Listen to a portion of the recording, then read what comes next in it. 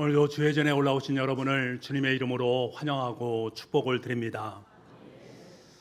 예수님을 믿고 말씀을 깨닫기 시작하면, 예수님의 말씀이 들려오기 시작하면 그리스도인으로서는 철이 드는 시기다라고 할 수가 있습니다.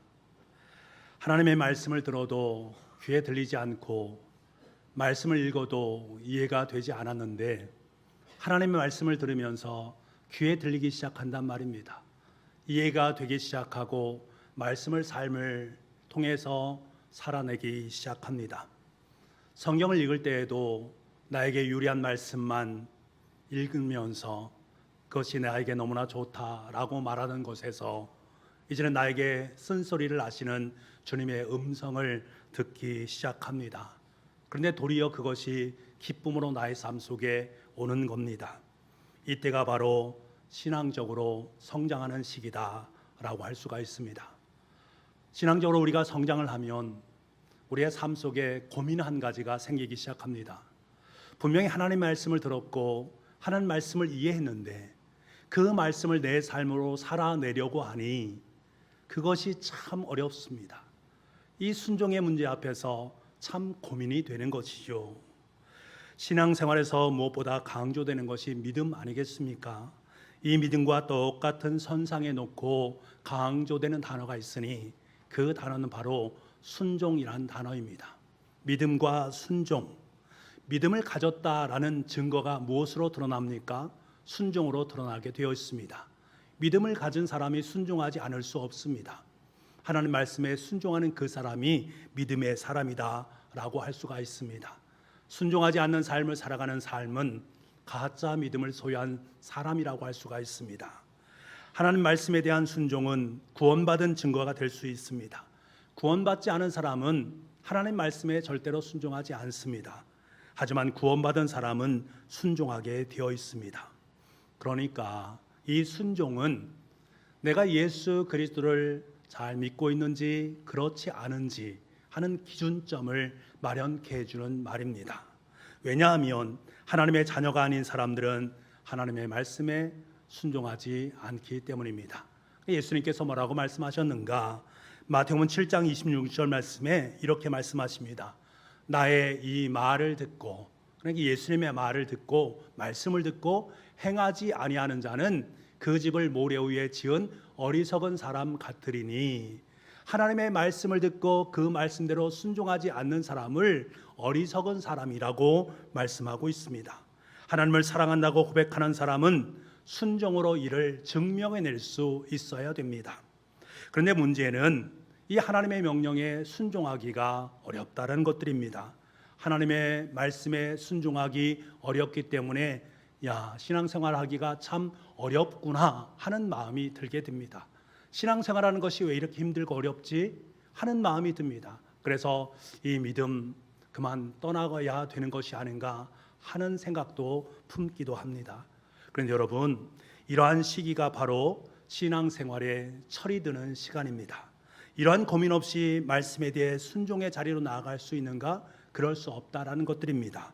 그래서 이 시간을 잘 통과할 때 우리는 참된 신앙에, 그래 믿음의 참된 믿음을 소유하며 삶을 살 수 있게 되는 것들입니다. 여러분, 믿음의 사람이 된다라는 것은 쉬운 일이 아닙니다. 우리가 잘 알고 있는 믿음의 조상 아브라함은 무려 25년의 연약한 인생의 시기를 보냈습니다. 정말로 믿음의 조상인가 의문점을 가질 만큼 그러한 시간을 지낸 것을 우리는 보게 되는 것들입니다. 처음부터 믿음의 사람으로 태어났는가? 그렇지 않습니다. 믿음의 사람으로 만들어져 가는 것입니다.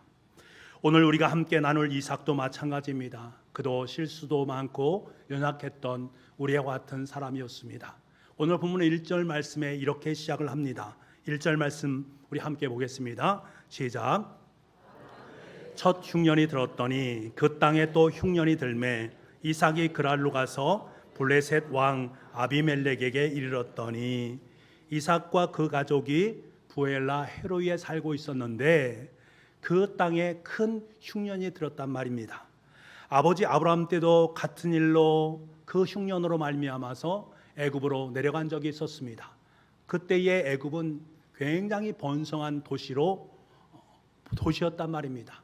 이것을 아버지와 함께 갔던 이삭이 잘 알고 있었기 때문에 지금 자신이 큰 흉년이 났을 때에 아버지처럼 애굽으로 내려가려고 한 것입니다. 하지만 하나님께서는 약속의 땅인 이 가나안 땅에 그대로 있기를 원하셨습니다. 아버지 아브라함에게 이 사실을 명확하게 말씀하셨고 이삭에게도 명확하게 말씀을 하셨습니다만 큰 흉년 앞에서 이삭은 선택을 하지 않을 수 없었습니다. 하나님이 주시는 약속의 땅으로 갈 것인가, 그대로 있을 것인가, 아니면 저 애굽 땅을 향해서 나아갈 것인가, 선택의 기로에 서 있습니다. 이삭은 많은 고민 가운데에 결국 짐을 싸는 선택을 했고 이 흉년을 떠나서 저 번성의 땅으로 내려가자, 이것이 최선의 선택이다라고 여기게 된 것입니다. 여러분, 우리에게도 이런 큰 흉년의 때가 있습니다. 흉년의 때가 우리의 삶 속에 있게 되는데, 그래서 그 앞에서 우리도 선택할 때가 있습니다. 이곳에 머물러 있어야 되는가, 아니면 가나안 땅에 있어야 되는가, 아니면 저 이 땅을 피해서 다른 곳으로 나아가야 되는가. 하지만 때로는 주어진 고난의 자리에서 큰 흉년을 견뎌야 될 때도 있다라는 것들입니다. 흉년의 때는 이번 한 번만 오는 것이 아니라 우리의 삶의 자리 속에 여전히 계속되는 것입니다. 그것을 떠나는 것만이 능사가 아니란 말입니다. 지금 나에게 있는 큰 흉년을 모면하면 앞으로 내 인생 속에 더 큰 흉년이 임하지 않겠지, 오지 않겠지라고 생각할 수 없다라는 것입니다. 고난의 닥침은 믿음이 있고 없고의 문제가 아니라 우리의 모든 일과 상황 속에서 여전히 일어날 수 있는 것들입니다. 중요한 것은 그래서 이 고난에 대해서 우리가 어떻게 반응하느냐, 믿음의 정도는 고난의 때에 우리가 믿음으로 어떻게 반응하느냐의 문제인 것입니다. 진정한 믿음은 고난이 없는 것이 아니라 그 고난을 통해서 우리에게 말씀하시는 하나님의 음성을 듣는 것입니다. 주님은 바람과 큰 풍랑 앞에서 전전긍긍하고 있는 제자들에게 뭐라고 말씀하십니까? 어찌하여 무서워하느냐 믿음이 적은 자들아. 이 말은 무슨 말입니까? 환경으로 말미암아서 환경이 요동치는 대로 이리저리 휘둘리는 인생을 살지 말라는 것입니다. 휘둘리게 되면 도피하게 되어지고 떠나게 되면 하나님의 주시는 귀한 은혜를 누리지 못할 수도 있음을 말씀하는 대목입니다. 주님의 말씀을 믿고 의지하면서 그 자리에 있을 때에 그 모든 풍랑을 이겨낼 수 있음을 우리에게 말씀하는 거지요. 이삭은 일단 위기를 피해서 애굽행을 결정하게 됩니다. 그리고 애굽으로 떠나는 과정 중에 블레셋 땅 중에 그랄 땅에, 그 당시에 수도가 바로 그랄 땅이었습니다. 그 그랄 땅에 머무르게 됩니다. 도달하게 되는데 이때 주님께서 그에게 나타나셔서 말씀을 하십니다. 뭐라고 말씀하시는가? 2절 말씀입니다. 여호와께서 이삭에게 나타나 이르시되 애굽으로 내려가지 말고 내가 내게 지시하는 땅에 거주하라. 지금 이삭의 생각과 하나님의 뜻은 다름을 우리는 알게 됩니다. 이삭은 애굽으로 내려가는 것이 자신의 뜻이었습니다만 하나님은 가나안 땅에 머무르신 것이 하나님의 뜻이었습니다. 큰 흉년이지만 하나님께서 약속하신 그 자리에 머무는 것이 하나님의 뜻이었단 말입니다. 지금은 큰 흉년으로 어려움이 있지만 하나님께서 미래에 대한 약속을 해주셨기 때문에 그 약속의 말씀을 꼭 붙잡고 그 자리에 머물러 있기를 원하시는 것이 주님의 마음이었단 말입니다. 그러면 그 약속의 말씀이 무엇인가? 3절 4절 말씀에 가나안 땅에, 약속의 땅에 머물러야 될 그 이유를 분명하게 말씀해 줍니다. 우리 3절과 4절 말씀을 함께 보겠습니다. 시작. 이 땅에 거류하면 내가 너와 함께 있어 내게 복을 주고 내가 이 모든 땅을 너와 내 자손에게 주리라. 내가 내 아버지 아브라함에게 맹세한 것을 이루어 내 자손을 하늘의 별과 같이 번성하게 하며 이 모든 땅을 내 자손에게 주리니 내 자손으로 말미암아 천하 만민이 복을 받으리라. 이미 이 약속의 말씀을 누구에게 하셨다고요? 아브라함에게 먼저 하셨습니다. 그 약속의 말씀이 이제 이삭을 통해서 삶의 현실 속에 고스란히 드러나게 되어진다라는 사실을 말씀하는 것이고, 이것에 대한 부분을 이삭은 믿었습니다. 우리는 종종 현실의 고난 때문에 미래에 약속되어진 하나님의 약속의 말씀을 외면할 때가 있단 말입니다. 그런데 여러분, 믿음으로 산다라는 것은 눈에 보이진 않지만 미래에 우리의 삶 속에 펼쳐놓으신 하나님의 약속을 굳건히 붙잡는 것입니다. 그것이 바로 믿음이란 말입니다. 한 번은 예수님께서 땅속의 보화에 대한 비유의 말씀을 하셨습니다. 그 비유의 핵심이 무엇입니까? 어떤 사람이 땅속에 보화가 있기 때문에 그 보화 때문에 자신의 그 땅에 해당되는 그 밭을 전부 사버렸다라는 것입니다. 그런데 이 사람이 땅속에 보화가 묻혀 있다라는 사실을 알면서도 땅 위에서 큰 흉년이 났다고 해서 그 땅을 팔아버릴 수 있을까? 그럴 수 없다라는 거예요. 왜? 그 땅 속에 보화가 있기 때문에 그 큰 흉년은 별로 그렇게 중요하지 않습니다. 지나가게 되어지면 나에게 밑에 있는 보화가 가치 있기 때문에 그것을 얻으면 되는 것이기 때문입니다. 마찬가지라는 거예요. 하나님은 약속의 말씀을 주셨습니다. 가나안 땅에 머무러라. 그 땅이 축복의 땅이다 라고 말씀해 주셨습니다. 다시 말하면 가나안 땅에 하나님의 보화가 숨겨져 있다라는 사실입니다. 이것을 볼 수 있는 사람, 깨달을 수 있는 사람은 어찌 그 약속의 땅을 버리고 큰 흉년을 따라서 자신의 가고픈 길로 갈 수 있겠는가? 그럴 수 없습니다. 왜? 약속의 땅에 놓여진 보화를 알기 때문입니다. 여러분, 하나님은 자신의 말씀에 책임을 지는 분이십니다. 아브라함에게 언약하셨기 때문에 그 언약은 그 후손들에게 계속되어지는 언약이었습니다. 아브라함에게 주셨던 언약은 반드시 이삭에게 이루어져야 됩니다.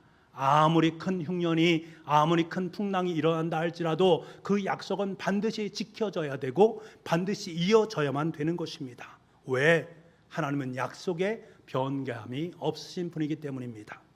더 나아가서 이 약속의 말씀, 단순히 거기서 머무는 것이 아니라 예수 그리스도를 통해서 저와 여러분의 삶 가운데 임하는 약속의 말씀입니다. 아브라함에게 말씀하셨고 그 약속의 말씀은 이삭에게 이어졌고 예수 그리스도를 통해서 저와 여러분의 삶 가운데 복음이라는 엄청난 보화로 우리의 삶 속에 주어졌다라는 사실을 우리가 잊지 말아야 됩니다. 이것을 깨닫는 것이 너무나 소중합니다. 그러므로 여러분, 약속의 말씀을 꼭 붙잡으시고 그 말씀에 순종할 수 있는 우리가 되기를 바랍니다. 이것이 하나님의 약속을 이루는 비결이고 하나님의 뜻을 이루는 방법입니다.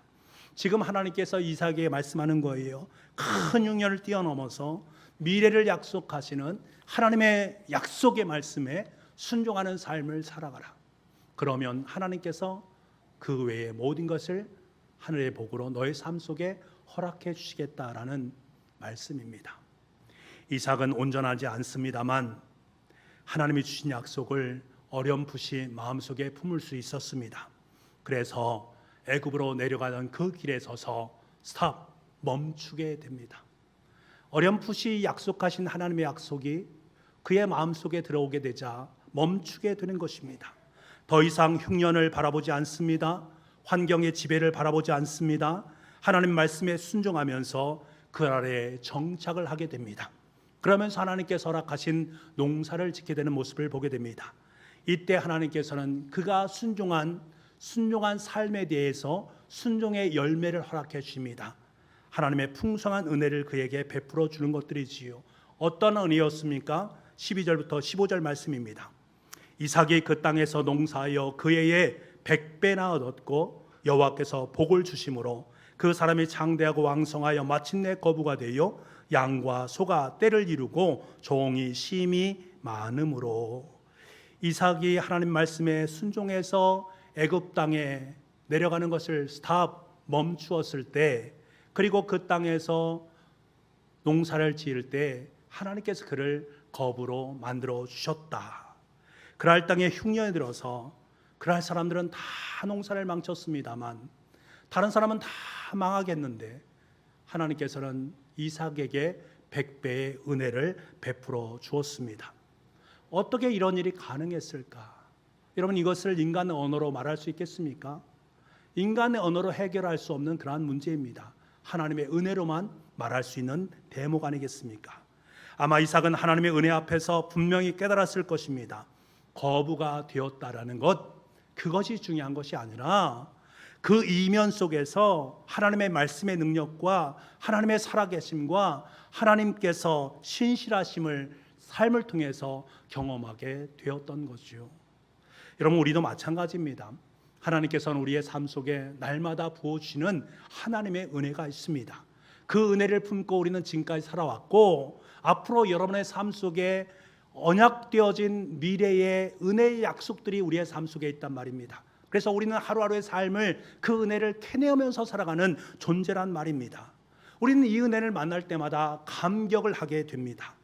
하지만 우리는 그저 이 은혜의 부산물의 마음을 빼앗길 때가 더 많이 있다라는 것들입니다. 그 부산물이 중요한 것이 아니라 그 이면 속에서 여전히 그 언약을 신실하게 지키시고 인도하시고 풍성함을 더해 주시는 하나님의 말씀의 능력, 그것을 발견할 수 있는 은혜가 우리 가운데 있어야 됩니다. 이것을 발견하게 되면 우리는 고백하게 될 수 있습니다. 하나님, 큰 흉년이란 어려움 속에서도 하나님의 약속을 의지했을 때에 하나님께서 100배의 축복을 우리의 삶 속에 더해 주신 것 감사합니다. 하나님의 말씀의 능력과 하나님의 살아계심과 신실하심이 항상 나와 함께하고 있음을 확인하게 믿습니다. 그렇다면 저는 이제부터 어떠한 어려움이 임한다 할지라도 하나님의 약속의 말씀을 붙잡고 순종의 길을 걸어가겠습니다. 고백할 수 있게 되는 것들입니다. 이것이 확연하게 고백될 때 우리의 믿음은 한 단계 더 성숙할 수가 있습니다. 여러분, 이삭의 마음은 물질의 복에 머물러 있지 않았습니다. 우리는 보여지는 물질의 복, 내 삶을 치유하는 치유의 능력, 이런 것에 눈길을 둡니다만 중요한 것은 그 이면 속에 있는 하나님의 신실하심입니다. 그때 그의 믿음은 한 단계 껑충 뛰어오르게 되는 것들입니다. 눈에 보이는 이해관계에 더 이상 눈과 마음에 묶이지 않습니다. 인간적인 문제의 해결점을 찾지 아니하고 하나님께로 나아가게 되어집니다. 이전과 전혀 다른 아름다운 믿음의 행보를 진행하게 되는 것들입니다. 바라고 소망하는 것은 바로 우리에게 이러한 은혜가 넘쳐날 수 있기를 간절히 소망합니다. 보여지는 현상에 전전긍긍하는 것이 아니라 여전히 그 이면 속에 유유히 흐리고 있는 하나님의 약속의 말씀, 신실하신 그 약속의 말씀이 살아계신 하나님으로 말미암아 내 삶 속에 계속적으로 유입되고 있음을 경험할 수 있는 복됨이 있기를 간절히 소망합니다.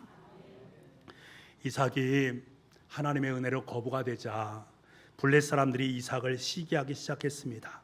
그래서 아브라함 때부터 파놓았던 그 우물을 전부 다 메꿔버렸습니다. 그리고 이삭에게 이 땅에서 떠나라라고 이야기를 합니다. 사실 여러분, 이 우물은 과거 아브라함과 그 당시 그랄 왕 아비멜렉이 맺은 언약으로 주어진 우물이었습니다. 아브라함이 아비멜렉 왕에게 양과 소를 주고 산 곳입니다.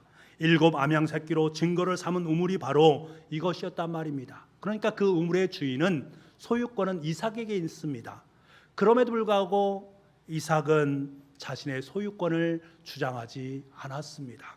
충분히 주장할 수 있음에도 말입니다. 그런데 지금 블레 사람들이 이삭을 시기해서 아브라함 때 판 우물을 다시금 메꾸면서 급기야 블레셋의 아비멜렉까지도 이삭에게 이곳을 떠나라라고 말을 했던 것입니다. 16절 말씀에 그것을 이야기해 주고 있지요. 아비멜렉이 이삭에게 이르되 내가 우리보다 크게 강성한즉 우리를 떠나라. 여러분, 중요한 것은 이에 대해서 이삭이 어떻게 반응을 했느냐. 전과는 사뭇 다른 반응을 하고 있습니다. 참으로 억울한 일 아니겠습니까? 자신의 소유된 이 우물을 블레 사람들에게 빼앗길 수밖에 없는 상황. 당당하게 맞서야 되지요. 내 거니까 그것을 찾아야 되지 않겠습니까? 싸워야 되지 않겠습니까? 하지만 이삭은 그들을 상대하지 않습니다. 분명히 상대할 만한 힘과 능력이 있음에도 불구하고 그들에게 가타부타 말하지 아니하고 그곳을 떠나게 됩니다. 도리어 블레 사람들은 요청대로 그곳을 떠나서 그랄 골짜기로 가게 되어지고 그곳에서 우물을 파게 됩니다. 우물을 팔 때에 생수의 물이 흘러넘치게 되어집니다. 그 모습을 바라보면서 그들은 또다시 다가와서 그 우물을 자신에게 달라고 협박을 하게 됩니다.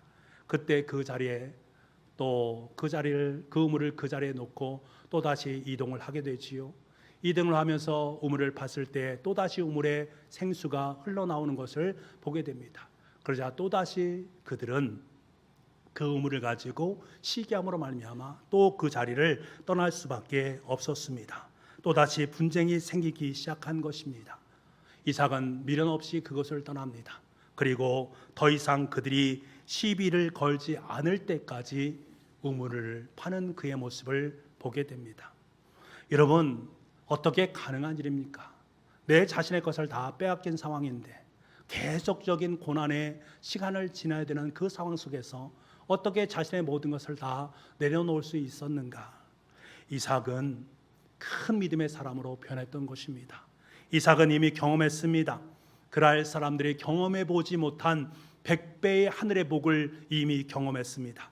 이때 뭔지는 잘 모르지만 하나님께서 자신을 주목하시면서 자신을 지켜 보호하고 계시다라는 하나님 의식에 대한 것을 어렴풋이 깨닫게 됩니다. 하나님께서 나를 돕고 계시는구나 하는 것을 알았습니다. 하나님을 의식한 거지요. 그런데 계속되는 우물 사건을 경험하게 됩니다. 우물을 팔 때마다 생수의 근원이 흘러넘칩니다. 당시의 상황으로서는 이것은 불가능한 것입니다. 우물을 판다는 것은 너무나 힘든 것들이고 이동하는 동안에 그 우물을 만난다는 것들 너무나 어려운 것들입니다. 자신의 능력 한계선에 그 너머에 있다는 것을 그는 너무나 잘 알고 있었습니다. 그럼에도 불구하고 이러한 우물이 발견되면서 그들에게 계속적으로 하나님의 생수의 근원이 공급되는 그것을 보면서 그런 어렴풋이 느꼈던 하나님의 인식에 대한 것을 뚜렷한 인식으로 다시금 하나님을 만나게 되는 것들입니다. 우리가 이것을 어떻게 알 수 있는가? 22절 말씀입니다. 22절 말씀 같이 한번 읽어보겠습니다. 시작. 옮겨 다른 우물을 팠더니 그들이 다투지 아니하였으므로 그 이름을 르봇이라 하여 이르되 이제는 여호와께서 우리를 위하여 넓게 하셨으니 이 땅에서 우리가 번성하리로다 하였더라. 이삭은 최종적으로 더 이상 우물로 인한 분쟁이 없는 그곳으로 나아가게 되었습니다. 그 우물을 파게 되었습니다. 더 이상 그들은 그 우물 곁으로 오지 않습니다. 그때 그는 그곳의 이름을 르봇이란 이름을 명명하게 됩니다. 르봇이란 이름은 여호와께서 우리의 장소를 넓게 하셨다라는 거예요. 사람들이 행하는 다툼과 시기가 가득 찬 그곳에서 하나님께서 원하시는 넓은 장소로 이동케 하시는 하나님의 은혜에 대한 고백과 감사가 르봇이란 이름 속에 담겨져 있습니다. 이삭은 블레 사람들의 시기와 질투로 자신에게 시비를 걸고 대적해 올지라도 더 이상 시비를 걸지 않을 때까지 양보를 하게 되는 것입니다. 그때에 하나님께서는 그의 삶 속에 더 귀하고 복된 르봇의 장소로 그의 삶을 이동해 주셨습니다. 왜 그랬냐는 거예요. 3절 말씀에 이미 하나님께 약속하지 않습니까? 내가 너와 함께 있어 내게 복을 주고. 그는 하나님의 이 약속의 말씀을 굳건하게 믿음으로 고백했고 이 약속의 말씀을 의지하면서 주님께 순종의 길로 나아갔던 것입니다. 그만큼 이삭은 큰 믿음의 사람으로 성장하고 있습니다. 여러분, 우리는 이삭을 통해서 세상을 이기는 신앙의 행보에 대한 이야기를 듣게 됩니다. 어떻게 하면 우리는 세상을 이겨낼 수 있을까? 세상 속에 하나님의 승리를 이룰 수 있을까? 우리는 이삭을 통해서 깨닫게 되는 것입니다. 블레 사람들은 이상한 생각이 들었습니다. 이삭이 파는 우물마다 물이 나오는 것입니다. 그 우물을 판다라는 것, 우물을 발견한다라는 것은 상당히 어려운 일이었습니다. 물이 풍성하게 나오는 우물을 발견한다는 것은 극히 어렵고 흔하지 않은 일이었기 때문입니다. 그런데 이삭은 파는 곳마다 우물이 펑펑 흘러 넘치는 것입니다. 그들은 이것을 보았습니다. 그리고 그들은 이미 보았지 않습니까? 우리는 가뭄으로 말미암아 소출을 하나도 얻지 못했는데 이삭은 100배의 소출을 얻는 것을 이미 보게 되었습니다. 그러자 그들의 마음속에 슬슬 겁이 들기 시작합니다. 그들의 신인 여호와 하나님이 하시는 일이 아닐까? 인간으로서는 도저히 저러한 일이 이루어질 수 없는데 저러한 일이 이루어지는 것은 그 뒤에 백이 있다. 그 뒤에 백이 하나님 아버지 아닐까? 그를 괴롭히면 내 삶 속에 큰 어려움이 임하겠구나 라는 생각을 품게 하는 것입니다. 그러자 블레 사람들은 더 이상 우물을 빼앗지 않았습니다. 아니, 빼앗을 수 없었던 거지요. 그럴 사람들은 말없이 물러서는 이삭의 이해할 수 없는 행보 속에서 하나님을 어렴풋이 느끼게 됩니다. 또 그렇게 물러나 다시 파는 우물마다 터지는 물줄기를 바라보면서 그들은 더 이상 이삭에게 손을 댈 수가 없습니다. 왜? 이삭의 뒤편에 있는 하나님의 존재를 그들은 느꼈기 때문에 그렇습니다. 이삭은 빼앗겼습니다만 이삭은 승리했습니다. 이삭은 빼앗겼지만 궁극적으로 이삭은 승리하게 된 것입니다. 이렇게 이삭은 블레 사람들을 이겼습니다.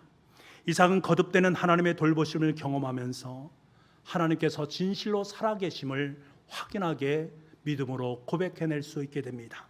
그 아래서의 고난은 하나님의 살아계심과 동행하심을 체험하는 계기였고 이삭을 큰 믿음의 용사로 만들어가는 계기였습니다. 그래서 세상을 이긴 것입니다. 환경과 여건은 전혀 변하지 않습니다만 이미 이삭의 마음속에 큰 믿음이 있기에 그 믿음이 그의 인생을 승리케 만들어 간 것입니다. 사랑하는 성도 여러분, 우리가 하나님의 약속을 따라 순종하며 살아갈 때 때로는 억울한 일도 당할 수 있고 시비도 있을 수 있고 다툼도 있을 수 있습니다.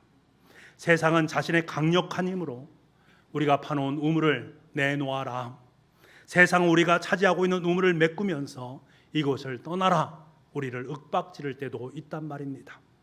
그때 우리는 그들과 다투고 그들과 대적하려는 그 마음을 내려놓아야 됩니다. 대신 그 마음속에 하나님께서 함께 하심을, 하나님의 신실하심이 나의 함께 하심을, 그리고 하나님은 내 인생 속에 100배의 복을 허락해 주심을, 그리고 내 삶 속에 르봇이라는 거룩한 역사를 써주심을 마음속에 채워갈 수 있는 은혜가 있어야 됩니다.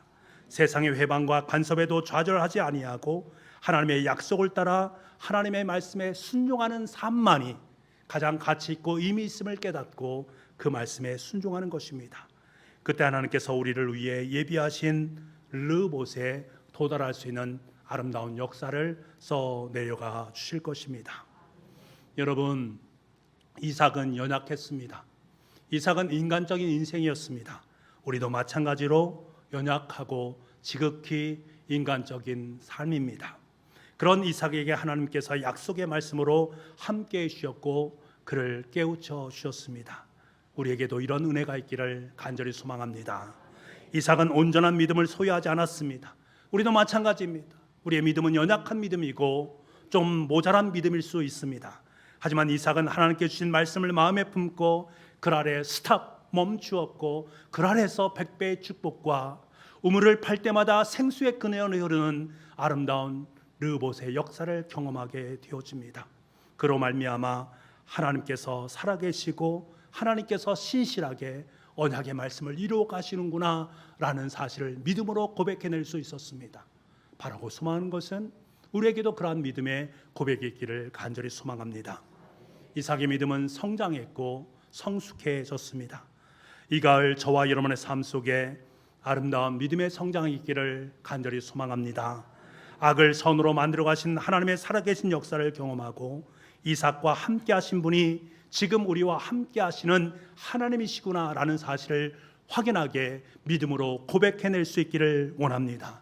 그래서 어떤 상황 속에 놓인다 할지라도 약속의 말씀을 굳건히 부여잡고 약속의 말씀에 합당한 순종의 삶을 살아서 믿음과 순종 사이에 더욱더 큰 믿음으로 아름답게 성장해서 하나님께 더 큰 영광 올려드릴 수 있는 저와 여러분 될 수 있기를 간절히 소망합니다.